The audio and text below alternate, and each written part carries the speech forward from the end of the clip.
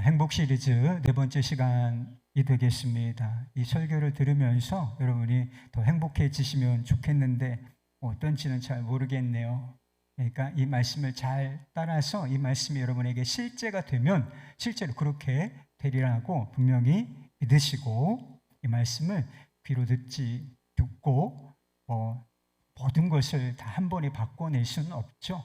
그렇지만 이 말씀이 이끄는 대로 순종하시고 믿음을 드리면 반드시 우리의 마음도 바뀌고 우리의 삶도 행복으로 바뀌게 될 줄로 믿으시기를 축복합니다. 여러분 행복하십니까? 유엔 산하 지속가능 발전 해법 네트워크, 약자로 SDSN이라는 자문기구가 있다 그래요. 이름이 엄청 어렵죠? 쓱 지나갔는데 무슨 자문기구라는 거야. 이런 자문기구가 있는데 여기에서 매해마다 행복지수라고 하는 것을, 세계 행복보고서라고 하는 것을 발표합니다.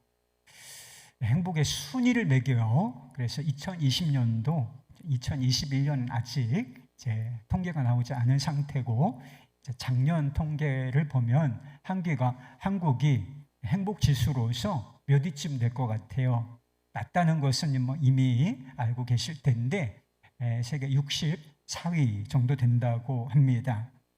2019년에 54위였는데 더 하락한 거예요. 그렇다면 이 기구에서 행복지수를 산출하는 기준이 뭐냐, 뭘 가지고 이 사람들이 행복하냐, 또 행복하지 않으냐, 더 행복하냐, 덜 행복하냐, 그렇지 못하냐, 이것을 판단하는 기준, 지표 같은 것이 있어야 하지 않겠습니까? 이 기구에서는 행복지수를 계산하는 7가지 지표, 기준을 가지고 있다는 것입니다.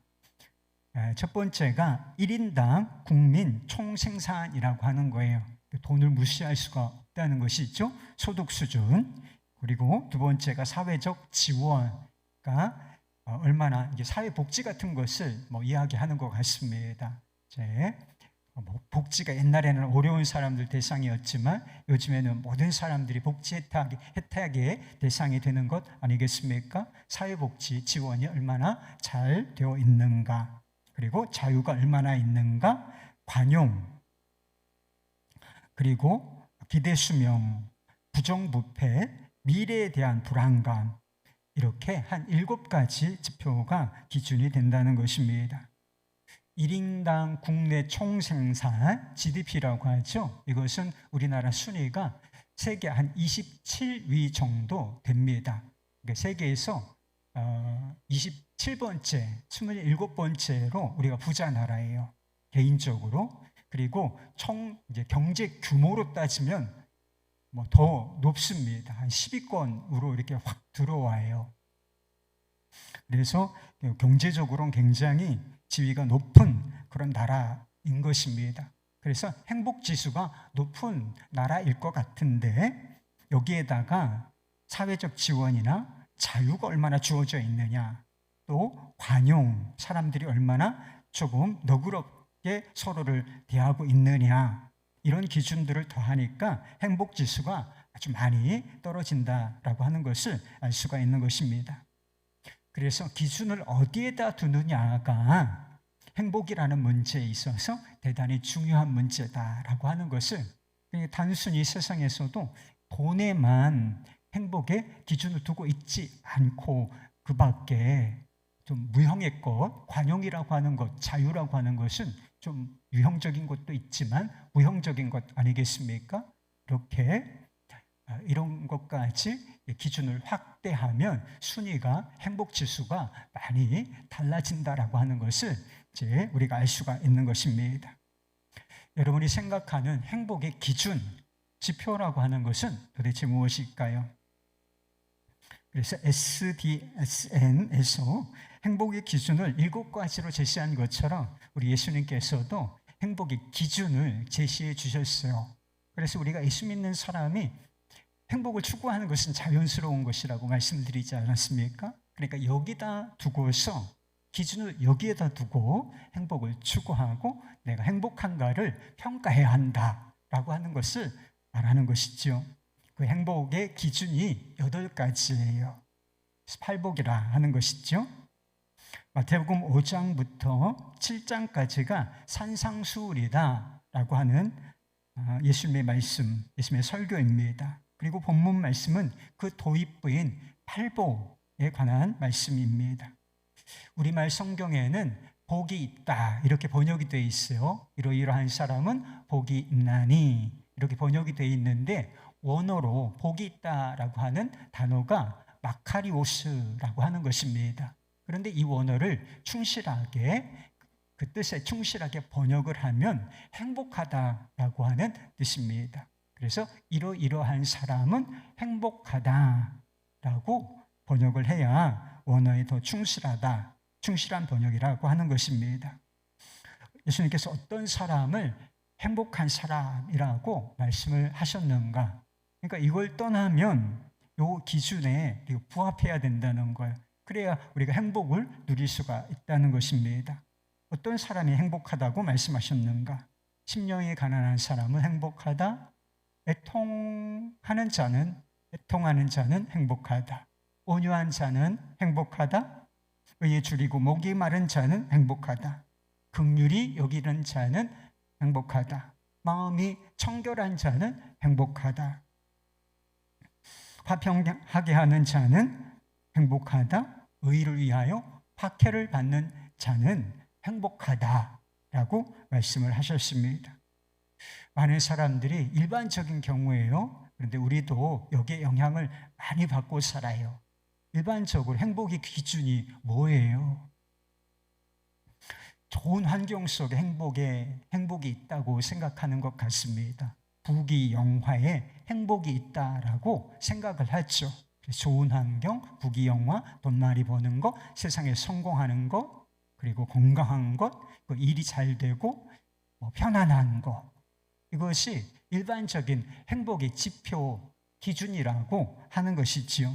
그런데 이 말씀, 예수님께서 제시하신 8가지 기준을 한번 보시기 바랍니다. 겹치는 게 하나라도 있을까요? 겹치는 게 하나도 없다는 사실을 알게 되는 것입니다. 일반적으로 생각할 때 사람들이 생각하는 행복의 기준과 반대되는 것처럼 보이지 않습니까? 가난한 사람은 행복하다. 슬퍼하며 우는 자는 행복하다. 그리고 줄이고 목마른 자는 행복하다. 박해를 받고 고난을 받는 자는 행복하다. 그래요. 예수님께서 말씀하신 이 행복은 역설적인 파라독스라고 하죠. 역설적인 행복인 것입니다. 그래서 오늘 설교의 제목을 그렇게 붙였어요. 행복 거꾸로 보기. 사람들이 행복을 바라보는 것, 그런 가지고 있는 기준, 그것을 뒤집어 봐야 된다는 거예요. 예수님께서 제시하신 이 행복의 지표, 기준이 뒤집혀 있기 때문에 그래요. 세상의 기준과는 완전히 역설적으로 뒤집혀 있기 때문에 우리가 행복을 거꾸로 뒤집어 볼 필요가 있다라고 해서 행복 거꾸로 보기라고 붙였습니다. 그리스도인들은 세상 사람들과는 다른 행복의 기준을 가지고 살아야 진짜 주님께서 약속하신 행복을 누릴 수 있다라고 하는 뜻인 것입니다. 예수님께서 말씀하신 8가지 행복의 기준이 도대체 무엇일까? 이게 이제 8주를 설교할 수 있는 거예요. 한 가지를 가지고 막 8번에서 나누어서도 그 이상으로도 설교를 할 수가 있고, 제가 그렇게 했던 적도 있어요. 지금 그렇게 할 수는 없으니까 간단하게만 이 8가지 행복한 상태가, 지표가 무엇을 의미하는지만 말씀을 드리도록 하겠습니다. 먼저 예수님께서는 심령이 가난한 사람이 행복하다고 하셨어요. 심령이 가난한 사람이 어떤 사람일까요? 겸손한 사람을 말하는 거예요. 다르게 말하면 자신이 죄인임을 깨닫고 알고 있는 사람을 말하는 것입니다. 저는 부족한 사람입니다. 여러분, 누군가에게 그렇게 말한 적이 있어요? 저는 부족한 사람입니다. 누구든지 자신이 부족하다라고 하는 사실은 느낄 수 있죠. 그러나 심령이 가난하다라고 하는 것은 저는 좀 부족한 사람, 모자란 구석에 있는 사람입니다, 이런 정도를 말하는 게 아닙니다. 여기서 가난이라고 하는 것은 아주 극심한 가난, 빌어먹을 정도의 가난, 그러니까 영적인 파산 상태를 의미하는 것이 바로 가난이라고 하는 단어의 의미인 것입니다. 저는 죄인입니다. 저는 아무것도 아닙니다. 그리고 아무것도 할 수 없습니다. 제발 저를 도와주십시오. 이런 마음의 상태, 자신에게는 기대할 게 아무것도 없어. 주님만 기대합니다. 이런 마음의 상태를 마음이 가난하다라고 말하는 것입니다. 자신이 죄인임을 깨달았습니다. 그리고 그 죄가 가져올 결과가 엄청나다는 사실을 알아요. 그런데 자신으로서는 방법이 없는 거예요. 그럼 우리가 우리 죄를 깨끗이 하고 우리가 이 죄를 넘어서서 경건한 사람으로 서는 데 있어서 은혜를 제외하고 우리 스스로 뭘 할 수 있는지 한번 생각해 보세요. 아무것도 할 수 있는 것이 없어요. 정말 의지를 가지고 정말 죄짓지 않아야지, 죄짓지 말아야지 이렇게 결단해 본 사람은 알아요. 그것이 얼마나 부질없는 일인가. 실패하고 만다는 거예요. 결국 자기 노력으로는 내가 이 죄의 문제를 벗어날 수 없구나라고 하는 사실을 고백할 수밖에 없다라고 하는 것입니다. 그런데 이런 사람이 할 수 있는 것이라고는 슬퍼하고 우는 것밖에 없지 않겠습니까? 여러분은 죄를 회개하면서 정말 슬퍼서 울어본 적이 있어요? 내 신세가 불쌍해서 말고 신세 한탄하면서 울어본 적 있죠? 그게 아니고 내가 죄인인데 이 죄가 너무 무거웠어. 어찌할 방도가 없었어. 이 죄인인 내가 너무 한심하고 아파서. 여러분은 그 죄를 회개하면서 가슴을 쳐본 적이 한 번이라도 있으십니까? 그런 상태가 애통하는 자라고 하는 것입니다. 온유한 사람이란 가난하고 애통한 마음을 가진 사람이 하나님께 보이는 반응을 말하는 거예요. 이런 사람이 자기를 주장할 게 뭐가 있어요? I'm nothing이에요. 난 아무것도 아니고 나 스스로는 아무것도 할 수가 없고 나는 죄인이고 어찌할 방법이 없어요. 죄인이라고 하는 사실은 명백한데 내 스스로 뭔가 할 수 없다라고 하는 사실도 명백해요. 하나님 앞에서 이런 사람이 어떤 반응을 보이겠습니까? 저는 좀 괜찮죠? 제가 이런 것도 했습니다. 이렇게 자신의 뭔가를 내세우고 주장할 수가 있겠느냐라고 하는 것입니다. 그럴 수가 없는 것이지요. 하나님께 아무 할 말이 없습니다. 하나님이 옳으십니다. 저는 하나님의 처분만을 말하겠습니다. 하나님께 자신에 대한 처분을 맡긴 상태, 이 상태를 온유하다라고 부르는 것입니다. 그냥 사람이 단순히 온순한 것을 말하는 것이 아니라 하나님 앞에서 완전히 자기를 내려놓은 사람, 포기한 사람, 그리고 자신의 미래와 영혼을 주님께 처분을 맡겨드린 사람, 그 상태, 그게 바로 온유한 자라고 하는 것입니다. 그래서 찬송가 280장에 보면 온유한 자의 마음이 어떤 것인가 가늠을 해볼 수가 있어요. 전부 여의지옵소서 손 들고 니다 주 나를 박대하시면 나 어디 가리까. 내 죄를 씻기 위하여 피 흘려 주시니 곧 회개하는 마음으로 주 앞에 옵니다. 버티는 안 해요. 천부여 의지 없어서 손 들고 옵니다. 손을 든다는 것은 상대가 있으면 제가 그 사람한테 손을 들어요.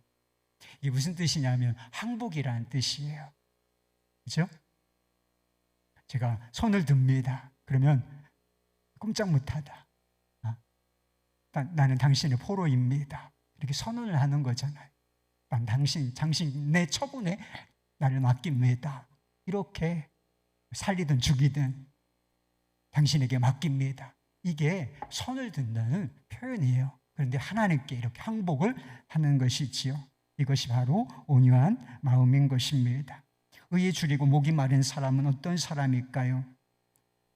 죄인에게 필요한 것이 딱 두 가지예요. 우리가 죄인인데 우리에게 필요한 것이 두 가지다. 한 가지는 죄가 용서를 받는 거예요. 죄인은 책임을 져야 하기 때문에 그 책임의 궁극적인 지점이 바로 지옥이에요.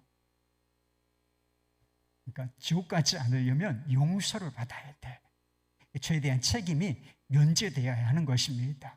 그리고 또 한 가지는 그 이상이 되어야 하는데 이제 의로움이라고 하는 거예요. 하나는 죄가 용서받는 것이고 또 하나는 우리가 의롭게 되는 것입니다.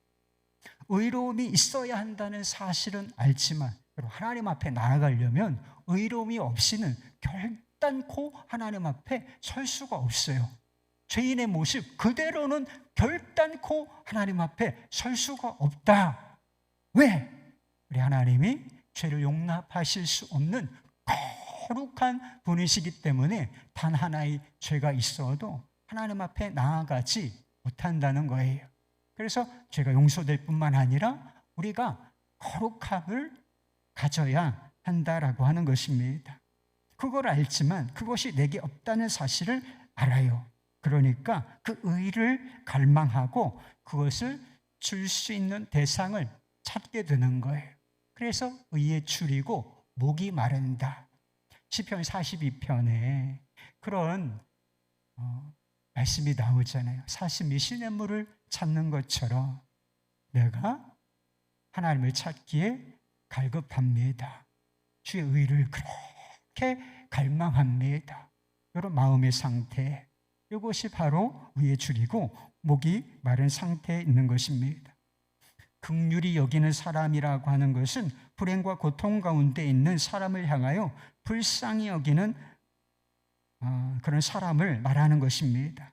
사랑하고 용서하는 마음을 가진 사람을 말하는 것이죠.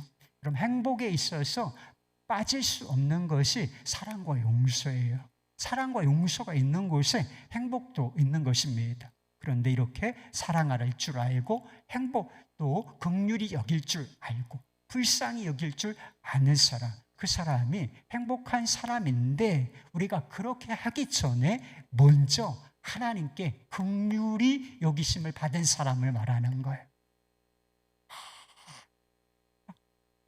나는 아무것도 아니고 나는 죄인일 뿐이고 어찌할 방법이 없고 하나님께 항복하고 목이 마릅니다. 거지 같잖아요. 그죠? 영적인 거지의 모습이라는 거. 하나님 앞에 그런 태도를 취하고 있을 때 하나님이 우리를 불쌍히 여겨주신다는 거예요. 그래서 은혜를 베풀어 주시는데 그런 상태에 있는 사람을 말하는 것입니다. 마음이 청결한 사람은 어떤 사람일까요?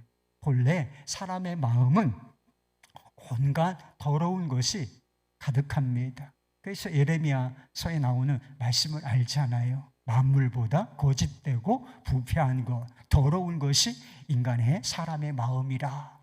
여러분 마음이 깨끗한 줄 알죠? 여러분 마음을 잘 들여다보지 못해서 그래. 욕심, 교만, 탐심, 그리고 시기, 질투, 거짓, 위선, 수근수근 이런 것들, 미워하는 마음들, 이게 다 미워하는 마음, 막 분노를 막 품고 있는데 이게 괜찮은 줄 알죠? 이게 엄청나게 더러운 것이란 말이에요. 우리의 마음을 더럽히고 인격을 더럽히고 삶을 더럽히는 주범들이에요. 교만, 시기, 미움, 증오, 거짓, 위선, 탐욕, 뭐 이런 것들이 우리 마음속에 사실 다 있는 거잖아요. 정도의 차이가 조금 있을 뿐이지, 아우 저 교만한 사람 봐, 자기 안에는 교만함이 없는 줄 알아. 자기가 겸손할 줄 아는 사람이 진짜 교만한 사람이에요.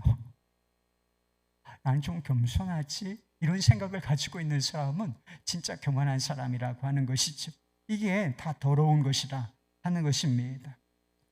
이런 것을 가지고 행복할 수 있는 사람이 없어요. 그런데 마음이 청결한 자는 이런 것들이 싹 씻겨 나간 거예요. 더러운 죄, 인격을 더럽히고 삶을 더럽히고, 그리고 미래를 복잡하게 만드는 이런 죄된 것들, 더러운 것들이 싹 하고 마음 가운데, 영혼 가운데 씻겨 나간 사람을 말하는 것입니다. 스스로의 힘이 아니라 오직 하나님의 은혜로 말인 것입니다.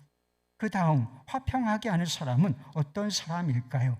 자신이 죄인임을 깨닫고 가난하고 애통한 마음을 가졌습니다. 의를 갈망해요. 하나님께서 이런 사람을 긍휼히 여기시고 마음을 깨끗하게 해주십니다.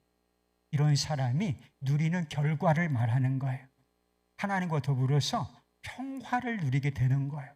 자격 없는 존재가 거룩하신 하나님, 창조주 하나님과 이제 더불어서, 예전엔 불화하는 가운데 있었다니까요. 더러움이 가득하고 죄인이고 스스로 어찌해 볼 수 없는 존재였기 때문에 그 상태로서는 하나님께 받아들여질 수 없는 상태, 하나님과 불화하는 상태일 뿐이었다는 것입니다. 그런데 이런 마음의 상태로 주님께서 은혜를 베풀어 주심으로 말미암아 죄가 싹 씻겨나가고 의를 덧입음으로 말미암아 하나님과 더불어 평화를 누리는 자가 된 것이고, 이때부터 비로소 다른 사람과도 더불어서 평화를 누릴 수 있는 사람이 될 수가 있다는 거예요. 평화 가운데 행복이 있다는 것입니다. 마지막으로, 박해를 받는 것은 일반적인 고난을 말하는 것이 아닙니다.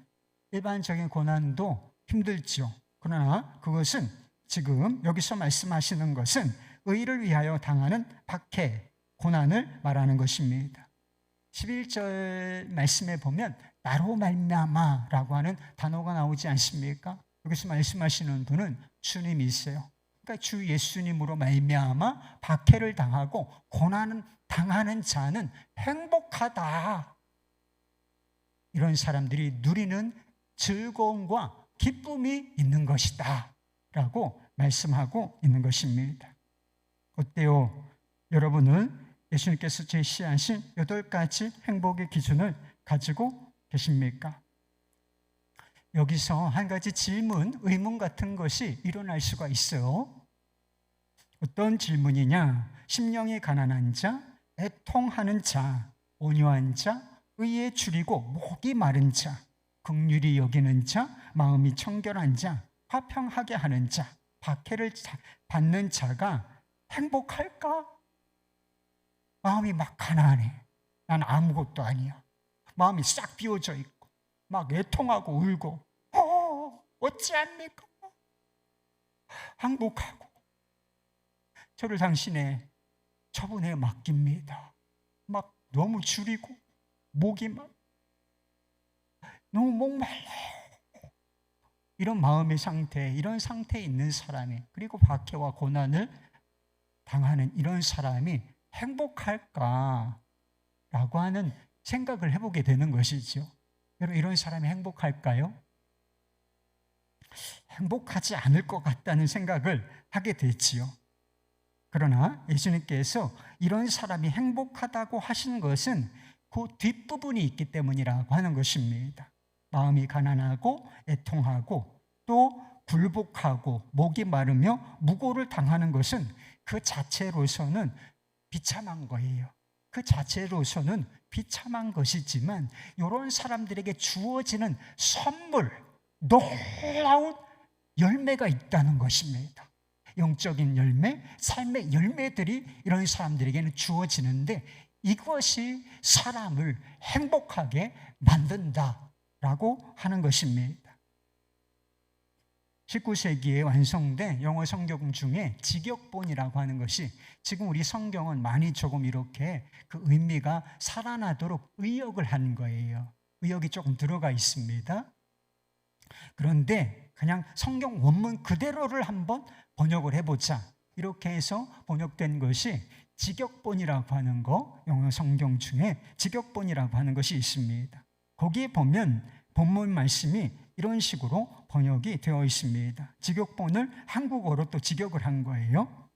행복하다, 심령이 가난한 자, 천국의 통치가 그들의 것이기 때문이다. 행복하다, 애통하는 자, 그들이 위로를 받을 것이기 때문이다. 행복하다, 온유한 자, 그들이 땅을 물려받을 것이기 때문이다. 행복하다, 의에 줄이고 목마른 자, 그들이 배부를 것이기 때문이다. 행복하다, 자비로운 자, 그들이 자비를 얻을 것이기 때문이다. 행복하다, 마음이 청결한 자, 그들이 하나님을 볼 것이기 때문이다. 행복하다, 화평하게 하는 자, 그들이 하나님의 아들이라 일컬음을 받을 것이기 때문이다. 행복하다, 의를 위하여 박해를 받는 자, 천국의 통치가 그들의 것이기 때문이다. 행복하다, 너희여, 사람이 나로 말미암아 너희를 욕하고 박해하고 모든 악한 말을 할 때마다 기뻐하고 즐거워하라. 하늘에서 너희의 상이 크기 때문이다. 우리가 이렇게 비슷하면서도 좀 다른 느낌을 주는 것 같습니다. 인간이 반드시 얻고 누려야 할, 사람들이 모를 수는 있지만, 이것의 가치를 모를 수는 있지만, 진짜 인간이 얻어야 하고 누려야 할 좋은 것들이 다 이 속에 들어있음을 보게 되는 것입니다.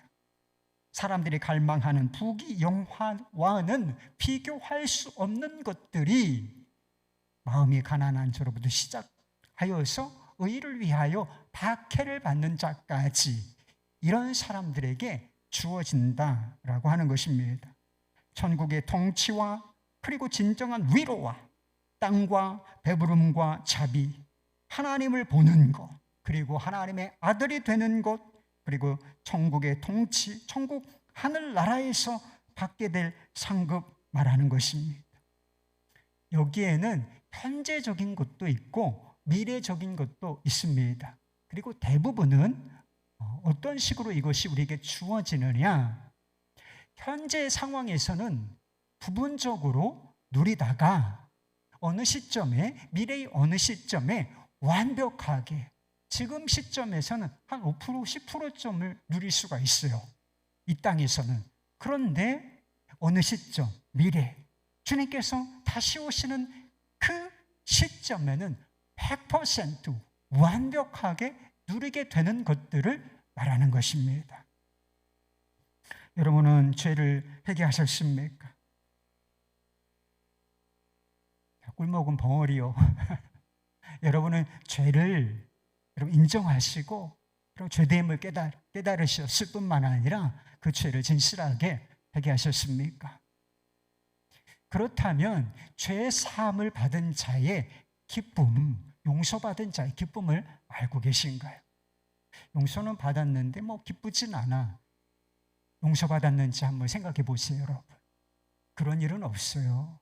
죄의 사슬이, 결박이 얼마나 단단하고, 그리고 이 결과가 얼마나 무시무시한 것인지 그걸 안다면, 내가 자유를 얻었다, 내가 아무것도 한 것이 없는데 오직 은혜로, 보혈의 은총으로 내가 이 죄에서 씻음을 받았다, 이건 어마어마한 일이 일어난 거예요. 구원을 받은 거지. 여러분, 저 지하 갱도, 칠레에서도 그런 일이 있었어요. 갱도가 무너져가지고 거기서 몇 달을 갇혀 있다가 거기서 구조받은 사람들 한번 생각해 보세요. 그 사람들이 별거 아니네 뭐 이거 구조받은 거 이럴까요? 좋아서 난리가 났어. 그때 그게 중계가 됐습니다. 그것보다 더 놀라운 일이 우리 안에 벌어지는 것이다 라고 하는 것입니다. 내가 정말 자격이 없어요. 난 자격 없는 자고 I'm nothing입니다. 그런데 이 자격 없는 자를 사랑하시는 그 사랑, 긍휼히 여기시는 그 긍휼, 여러분은 그것이 가져다 주는 위로라고 하는 것을 알 수가 있어요. 진짜 기쁨은 사랑에서 오는 거거든요. 누군가를 나를 정말 사랑해 줄 때 사랑의 관계 속에서 기쁨이라고 하는 것이 솟아나는 거예요. 파파파파팍 하면서 기쁨이라고 하는 행복이라는 샘물이 터지는 것인데 쓰레기 같은 자, 아무 자격 없고 지옥에 그냥 떨어져야 할 이런 사람이 아무 자격 없는 이 사람 나죠 뭐. 그런데 하나님이 받아주시고 깊이 사랑하시고 긍휼을 베푸신다. 이 얼마나 놀라운 위로인가요? 여러분은 이 위로를 아십니까? 현재의 천국과 그리고 미래의 천국, 그것을 소유한 사람의 행복을 여러분은 알고 계십니까? 여러분 뭘 얻으면 마음이 든든해지시겠어요? 몇 평쯤 땅을 사두면, 부동산을 사두시면 마음이 넉넉해지고 기쁘고 흐뭇해지시겠습니까? 이거 천국을 얻었다니까. 아무 자격 없는 자들이 하나님의 나라 그 전체를 상속받은 자가 이 땅에서도 이미 누리고 그리고 완벽할 천국을 누리는 자로 우리가 부르심을 받았다. 이 행복을 아십니까? 존 버년이 쓴 철로 역정에 2부가 있어요. 크리스천, 이제 주인공이 크리스천인데 크리스천의 아내가 있는데 아내 이름이 뭐겠어요? 크리스티나예요. 크리스티나가 자비 양과 함께 천국까지 가는 과정을 그리고 있습니다. 하루는 크리스티나가 자비 양이 자다가 웃는 소리를 들어요. 자다가 웃으면 그렇잖아요. 자다가 웃는 거 보셨어요, 여러분? 주변 사람들이 뭐 가족 중에 누가 자다가 미소를 짓는 건 봤어, 저도. 근데 자다가 막 웃는 거예요. 그래서 방으로 달려가서 자다가 웃으니까 이 사람이 무슨 일이 있나. 크리스티나는 지금 상황이 이렇게 힘든데 자다가 왜 웃느냐고 자비양에게 물어보았습니다. 그러나 자비양이 이렇게 대답을 했다는 거예요. 자신이 꿈을 꾸었는데 자신이 꿈속에서 더러운 모습으로 누더기 옷을 걸친 채 자신의 무정한 마음에 대해서 탄식하고 있었대요. 8가지 복의 상태로 보면 아주 가난한 마음의 상태를 가지고 애통하는 자, 그런 마음의 상태였던 것이죠. 그런데 한 천사가 자기가 다가와서 무슨 일이 있느냐라고 물어서 자기가 이런 상태에 있다고 솔직하게 말했대요. 그랬더니 천사가 너에게 평강이 있을지어다 말하면서 손수건으로 눈물을 닦아주더니 금과 은으로 된 아주 빛나는 옷을 입혀주더라는 것입니다. 그리고 목걸이를 걸어주고 귀걸이를 걸어주며 그리고 머리에 아름다운 관을 씌워 주었다는 것입니다. 그리고 손을 잡고 어디론가 데려가는데 한참 가다 보니까 황금문이, 이렇게 큰 문이 나타나더래요. 그래서 문이 처음에는 꽉 이렇게 닫혀져 있는 상태에 있었다는 것입니다. 그런데 천사가 가까이 다가가서 뭐라고 이렇게 속삭이니까 굳게 닫혀있던 그 문이 쫙 하고 열리는데 빛이 쏟아져 들어오기 시작하더라는 거예요. 그래서 그 안으로 슉 들어가 보니까 막 태양보다 더 밝은 빛이 빛나는 그런 곳이더라는 것입니다. 황금문을 지나 보좌에 앉으신 이 앞에까지 갔는데 보좌에 앉으신 분이 말씀을 하시더라는 거예요. 내 딸아, 환영한다. 이런 이야기를 하면서 자비양이 끝에 이런 말을 했다는 거예요. 그러니 제가 안 웃을 수 있겠습니까? 여러분, 천국은 좀 멀리 있는 것처럼 죽은 이후에 가는 천국, 그리고 예수님께서 다시 오실 그때에 우리가 누리게 될 천국인 것처럼 보여요. 그런 천국도 있지만 지금 이 세상에서 예수 그리스도 안에서 누리는 천국도 있는 것이 사실이 아니겠습니까? 지금 현실적인 문제들이나 아픔이 있는 것도 사실이지요.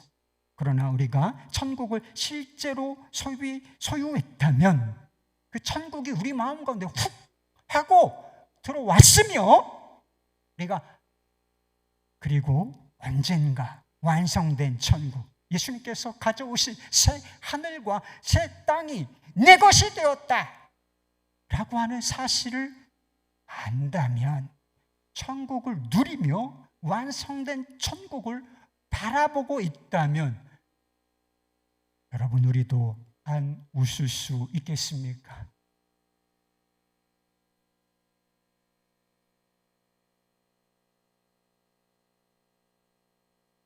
찡그리고 사는 게 좀 기적일 것 같은데요. 정말 이게 사실이라면, 성경의 증언이 사실이라면, 그걸 내가 정말 믿고 내가 얻었고 누렸다, 아무 자격 없는 자, 오직 은혜로 이 어마어마한 나라를 내가 이미 받았고 또 완전하게 누리게 될 것이다, 그러면 안 웃을 수가 없는 것이죠. 여러분, 복권 당첨된 사람을 한번 생각해 보세요. 자다가도 웃을걸요? 좀 심각한 일이 있어. 냅두라 그래. 괜찮아, 괜찮아. 뭐 이러지 않을까요? 분명해요. 복권 당첨된 거하고는 비교할 수 없는 완전한 나라, 그 영광스러운 나라, 그게 은혜로 주어져 있다. 이게 실제라는 거예요. 미래 어느 시점에 주어질 것이지만 지금부터 실제라. 그러니까 안 웃을 수가 없는 거죠. 여기서 우리가 놓치지 말아야 할 것이 있습니다. 8가지 행복의 기준이 다 예수님께 초점이 맞춰져 있다는 사실이에요. 이 8가지 기준을 한 가지로 딱 요약하면 예수 그리스도라고 하는 기준으로 딱 요약이 된다는 거예요. 심령이 가난한 사람은 행복합니다. 애통하는 사람은 행복합니다. 의에 줄이고 복이 많은 사람은 행복합니다. 이 자체로는 비참한 상태라고 했잖아요. 세상에서 이런 사람은 비참한 사람이에요. 그런데 이런 사람이 왜 도대체 행복한가? 이런 사람들에게 주어질 놀라운 은혜가 있기 때문인데, 이게 그냥 주어지는 것이 아니라 한 인격체가 임하기 때문에, 한 인격체가 이런 마음을 통해서 찾아오시고 임하시기 때문에 이것이 그분 안에 있는 것들이 따라오는 거예요. 그 인격체가 바로 예수 그리스도이신 것입니다. 이런 고백이 있어요. 내 손에 아무것도 드릴 것 없어 오직 주님의 십자가에만 매달립니다. 벌거벗은 나 주님께서 옷 입혀 주시기를 바라며 나옵니다. 의지할 곳 없어 주님의 은혜를 기대합니다. 더러운 나 샘으로 달려갑니다. 구주여 나를 씻어 주소서. 그리 아니하시면 내가 죽겠나이다. 이것이 심령이 가난한 사람의 고백인 거예요. 애통한 사람의 고백인 것입니다. 의에 줄이고 목이 마른 사람의 고백이라는 거예요. 이런 마음에 주님께서 계실까요, 안 계실까요? 주의 자비에만 자기에게는 완전히 기대를 포기하고 아무것도 없이, 그리고 온전히 주님을 주목하고 주님의 은혜를 구하고 주님의 자비가 아니면 제가 죽겠나이다. 이런 마음에 주님 안 계시면 어디 계셔요? 이런 마음에 주님께서 임하시는 거예요. 예수님께서 계신 곳에 뭐가 있습니까, 여러분? 예수님께서 계신 곳에 사랑과 용서와 자비가 있는 거예요. 예수님께서 계신 곳에 의로움과 거룩함이 있는 것입니다. 예수님께서 계신 곳에 하나님이 통치하시는 천국이 있는 것입니다. 우리가 얻고 누려야 할 모든 것, 하나님께서 약속하신 모든 것이 예수 그리스도, 예수 그리스도라고 하는 인격체에 온전히 다 담겨져 있다라고 하는 것입니다. 반대로 말하면 예수님이 계시지 않으면 그야말로 아무것도 없는 거예요. 사랑도 없고 자비도 없고 긍휼도 없고 용서도 없고 평화도 없고 그리고 결정적으로 천국도 없고 nothing, 그야말로 nothing인 상태가 되는 것입니다. 윌리엄 바클레이가 이 팔복에 관해서 그런 이야기를 한 적이 있어요. 팔복은 사실상 그리스도인이라는 신분의 지복이요, 예수 그리스도를 스승과 구주와 주님으로 하는 이 순전한 행복이요 라는 말이다. 팔복에 비추어 볼 때 침울함 1세기 기독교란 생각할 수가 없는 것이다. 여러분, 그렇습니다. 이 복에 비추어 볼 때 예수 그리스도가 어떤 분이시고 그분이 우리에게 무엇을 가져다 주실 수 있는가라고 하는 것을 생각해 볼 때 불행한 기독교, 침울한 그리스도인이라고 하는 것은 결코 생각할 수가 없는 것입니다. 근데 문제는 그거죠. 항상 내가 주님을 아는 것 같은데, 교회를 다니는데 왜 나는 행복하지 않은가? 문제가 그거예요. 주님과 내가 어떤 관계를 맺고 있는가? 이 8가지 기준이라는 것이 나에게 정말 실제인가? 라고 하는 것입니다. 예수 그리스도와 내가 예수 그리스도를 안다고 하지만 실제로는 그분과의 관계가 불분명한 거예요. 그리고 그분께 초점, 이 모든 것의 초점이 돋보기가 태양빛을 딱 하나로 모아서 모든 것을 태울 수 있는 것처럼 모아져야 하는 것인데 그리스도께 초점이 맞춰져 있지를 않은 거예요. 예수를 안다고 해. 그렇지만 다른 데에 막 초점이 여기에도 맞춰져 있다, 저기에도 맞춰져 있다. 그렇게 옮겨 다니는 거예요. 그러니까 우리가 주님께서 약속하신 행복, 그것이 무엇인지를 제대로 알지를 못하는 것입니다. 여러분의 심령이 가난하십니까? 정말 마음이 가난하세요? 여러분의 자신에 대한 기대, 소망 다 끊어지셨습니까? 난 뭔가 할 수 있다 라고 하는 그런 생각, 나는 좀 괜찮은 구석에 있지 라고 하는 자기의, 저는 예수님 아니면 아무것도 아닙니다. 예수님께서 내 전부이십니다. 여러분, 이 믿음이 있으신가요? 삶의 모든 초점이 예수님께 맞춰져 있으십니까? 그런 상태를 말하는 거예요. 전에 드렸던 얘기가 있어요. 인도의 썬다싱이라고 하는 크리스찬이 있어요. 유명한 분이신데 이분이 이제 원래는 인도의 시크교라고 하는 게 있어요. 그 집안, 그런 집안에서, 시크교를 믿는 집안에서 태어났다는 것입니다. 근데 15살 될 무렵에 환상을, 독특하게도 지금도 이슬람권에서는 전도하기가 어려우니까 어떤 현상들이 일어나고 있느냐 하면 꿈에서 주님을 만나. 독특한 게 공통점이 있는데 흰옷을 입은 분이 나타난다는 거예요. 그래서 본인이 예수라 이렇게 말씀하시면서 꿈속에서 주님을 만나는 이런 일들이 일어나서 전도가 되고 회심하는 역사가 지금 일어난다라고 하는 보고가 있어요.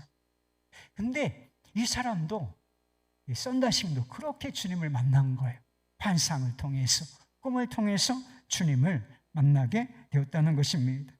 그 사실을 가족들에게 말하자 한 부류는 미쳤어, 이렇게 미쳤다고 말했고, 또 한 부류는 그건 꿈일 뿐이야, 환상일 뿐이야, 꿈 깨라 녀석아, 이런 식으로 반응을 했다는 것입니다.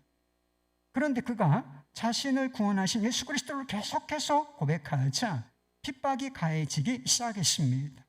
그는 핍박 속에서 이렇게 고백을 했다는 거예요.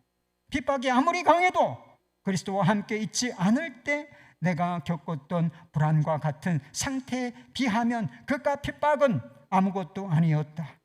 환난과 핍박을 견디는 것이 내게는 어렵지 않았다. 왜냐하면 그리스도가 없는 상태의 나는 물 없는 물고기와 같았고 새가 물속에 잠겨 있는 것과 같았기 때문이다. 핍박은 아무것도 아니다. 나는 그리스도인으로서 이 땅에 살지만 하늘에 살고 있는 것이다. 핍박이 아무것도 아니에요? 저희 어머니 핍박 엄청 당하셨어요. 실제로 아무것도 아닌 건 알아요. 아니에요. 당해보면 고통스러운 일이에요.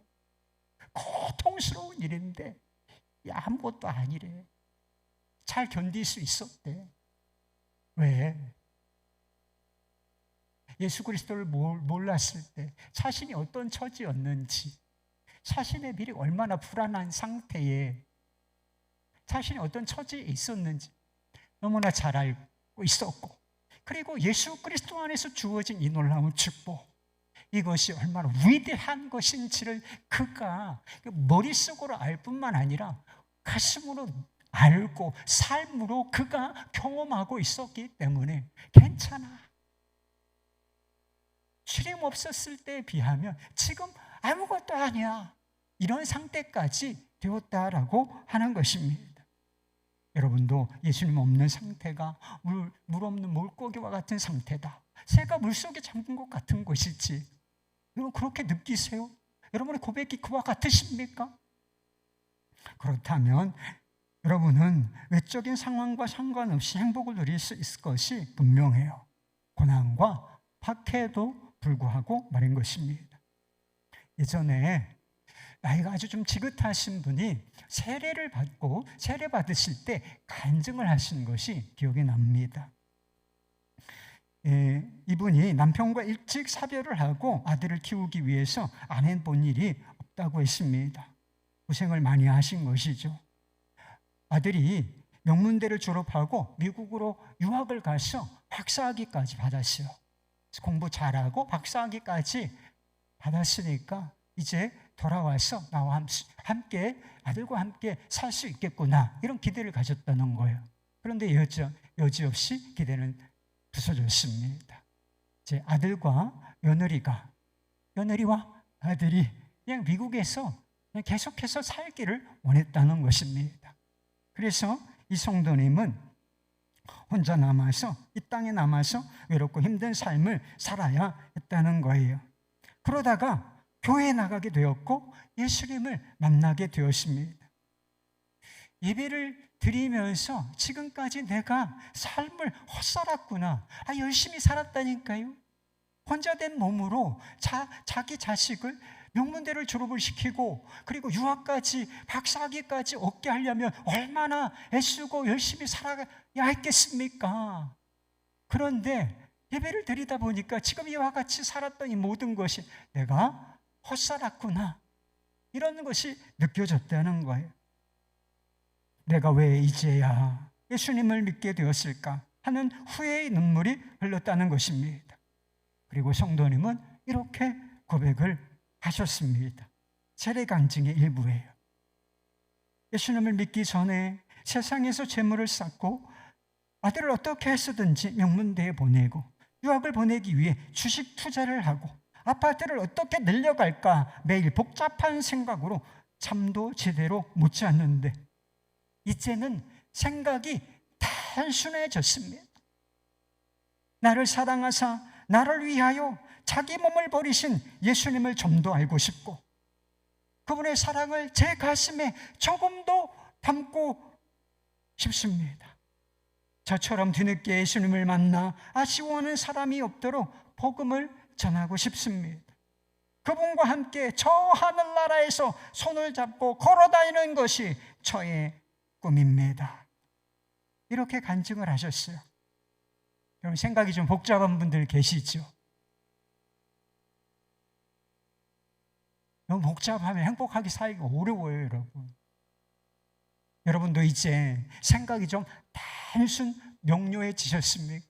원하는 거, 삶의 방향, 이게 정말 잘 정리가 되고, 뭐 이것밖에는 없지, 이 길 외에는 없는 거야. 이게 좀 단순해지셨어요? 예수님과 그분의 사랑, 이 놀라운 십자가 사랑, 그 깊이를 다 측량할 수 없는 그 사랑, 그 은혜 더 알고 싶다 라고 하는 마음이 여러분 안에 계십니까? 다른 거 뭐 신경 쓸 거 없다, 다른 거 많이 안 알아도 돼, 주님 아는 거 중요하지, 주님을 더 알고 싶어요. 주님 손 붙잡고 동행하는 것이 여러분의 소망이신가요? 그렇다면 여러분은 이미 행복을 누리고 있을 것이 분명한 것입니다. 근데 이게 분명하지 않으니까 행복을 찾는데, 누리는데 우리가 방황을 하고 있는 거예요. 여러분, 진정한 행복을 누리고 싶으십니까? 그렇다면 행복의 기준이 분명해야 하는 것입니다. 행복의 기준이 8가지예요. 그것을 요약하면 딱 한 가지, 예수 그리스도이신 것입니다. 내가 그분과 어떤 관계를 맺느냐, 이 행복의 기준인 거예요. 그분에게 어떤 의미가 있고 그분이 내게 어떤 존재이신가, 이것이 행복의 기준인 것입니다. 그분이 내 삶에 어느 정도 영향을 미치고 계신가. 주님은 우리 안에 오셔서 가만 계시는 분 아니고 어떻게 오시느냐, 통치자로 오시는 거예요. 삶의 모든 영역, 생각부터 계획, 행동, 그리고 모든 삶의 영역에 주님께서 보좌에 앉아 계신 상태를 말하는 거예요. 이분께 더 가까이 나아가는 길이 더 행복과 가까워지는 것이고, 그리고 더 깊은 행복을 누릴 수 있는 유일한 길이 되는 것입니다. 찬송시 작사가인 토플레디가 쓴 시가 있어요. 제가 시를 자주 읽어드리죠. 근데 영감이 있어요. 짧지만 아주 농축되어 있는 것이기 때문에 영감이 있어요. 토플레디가 지은 시가 있는데 제목이 그래요. 행복, 너 사랑스러운 이름아 어디 있느뇨? 내가 제일 원하는 대상, 나 위에 십자가 달리신 예수. 누구나 행복을 동경하지만 주님 안에서만 찾을 수 있네. 주님을 기뻐하고 주님을 아는 것이 하늘 아래 우리의 큰 행복일세. 주님을 보고 주님을 사랑함이 하늘 위 우리의 큰 행복일세. 나를 향한 주님의 사랑 느낄 때 만물은 기쁨으로 충만하네. 여기 나 주님과 동행하다 주고 주님 앞에 가기 바라네. 나 오직 주님만 소유하려네. 모든 행복의 근원이시니 그분 하늘 아래 내게 하늘 위에 내게. 행복, 그 사랑스러운 이름은 예수 그리스도 안에 있는 것입니다. 주님의 사랑 속에서, 그리고 그분이 주시는 하나님 나라의 삶을 통해서 진정한 행복을 누리실 수 있는 우리 모두가 될 수 있기를 우리 주 예수 그리스도의 이름으로 축원합니다.